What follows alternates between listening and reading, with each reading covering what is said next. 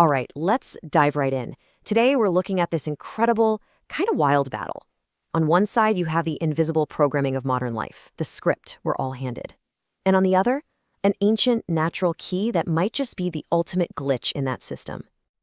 So, the sources we're looking at describe a world where, honestly, many of us are just walking around powering a system that doesn't really have our best interests at heart. We're left feeling drained, distracted, living in what one source calls a golden jail. It's comfortable, yeah, but you're still trapped. And this is where it gets really, really interesting. Because we're not talking about some red pill from a movie here. We're talking about something far older, something that's way more connected to us on a biological level than you might ever imagine. Okay, let's get into it. First things first, we've got to understand the prison itself. And look, it's not made of steel bars or concrete walls. It's built out of ideas, out of habits, and a constant flood of distractions that are all basically designed to keep us from our actual potential. Think of it this way. The system isn't trying to, overtly crush your spirit. No, it just wants you pacified. It gives you endless entertainment, easy comforts, a never-ending stream of things to get outraged or worried about, anything really, to keep you from asking the big, important questions about your own life, your own power. So, what's the system actually running on? What's the source code? How does it really work? Let's try and deconstruct the programming that keeps this whole metaphorical matrix up and running. According to the material we dug into, this isn't some complex computer simulation. It's much simpler and maybe more sinister. It's a predatory structure that actively eats, and that's the word they use, the very things that make you powerful and human, leaving you too drained to even think about fighting back or building your own world.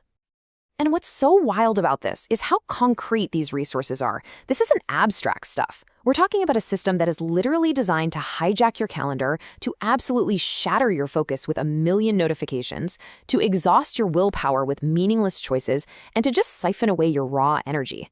Okay, this is where the whole theory just takes a massive left turn. Some of the material we came across puts forward this idea that the mental programming we're all dealing with might actually have a physical, parasitic origin, something designed to manipulate our behavior from the inside. It's a provocative question, for sure. This particular source explores the idea that certain organisms can influence their host's behavior to help themselves spread. And it draws this really startling parallel to the kind of NPC or groupthink mentality we see all over society. It's definitely an extreme view, but man, it reframes the whole problem, doesn't it? All right, let's just completely shift gears for a second. Forget the dystopian code. Forget the parasites. Let's journey deep into the Earth, to an intelligence that's been here for hundreds of millions of years, just waiting.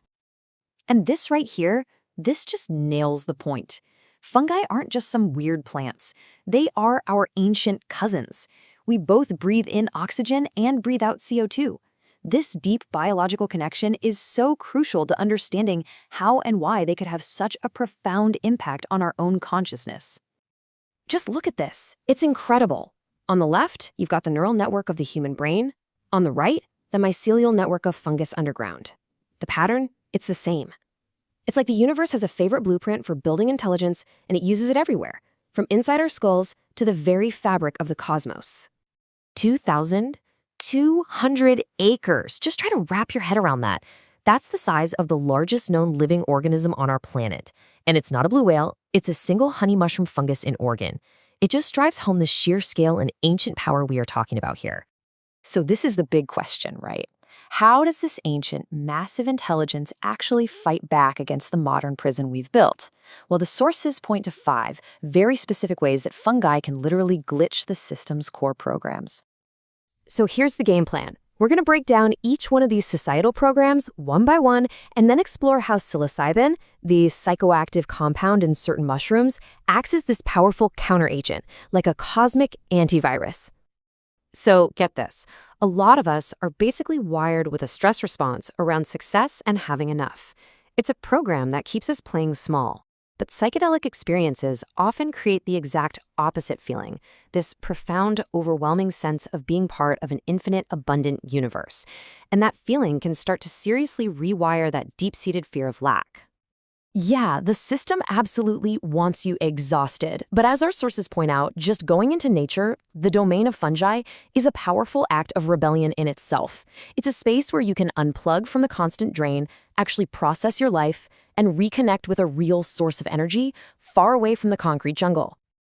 You know the term NPC, right? A non-player character, someone just running on a pre-written script? Well, our brains get stuck in these scripts through a set of pathways called the default mode network. Think of it like the idle loop on your computer. Psilocybin famously quiets this network down. It's like rebooting your mental operating system, allowing for totally new connections and original thoughts to finally break through the noise. The matrix absolutely thrives on us versus them. It needs it. But a common report from a psilocybin journey, as mycologist Paul Stamets often talks about, is this deep, unshakable feeling of shared humanity, this sense of unity, this impulse to forgive. It's a direct antidote to the manufactured outrage that keeps us all at each other's throats. So much of our energy, our precious energy, is spent just feeding our own ego, worrying about how we look, what people think, chasing likes and approval. The sources we looked at describe the heroic dose experience as one of ego death, where that small, anxious self just dissolves. You feel like you're part of a stream of consciousness billions of years old, and suddenly all those petty daily worries seem pretty insignificant. So, where does all this leave us? We've looked at the programs, we've looked at the glitches. But the implications here go way beyond just a simple life hack. We're getting into the very nature of what reality is. I think this quote from Paul Stamets brings in a much-needed dose of humility. You know, whether you call it God, the universe, or a giant consciousness, these experiences suggest that there are layers to reality that our default programmed minds just aren't equipped to perceive. And that's really the core of it. The big takeaway here is all about agency. Breaking free from the matrix isn't just about escaping something bad. It's about earning the freedom to choose your perception, to actively create the reality you want to live in, instead of just passively accepting the one you were handed at birth. The system relies on you believing that its code is the only one, that this is the only reality available. But once you see the glitch, once you realize another way of seeing is possible, all the power shifts back to you. The screen goes blank. So the only question left that really matters is, what are you going to write?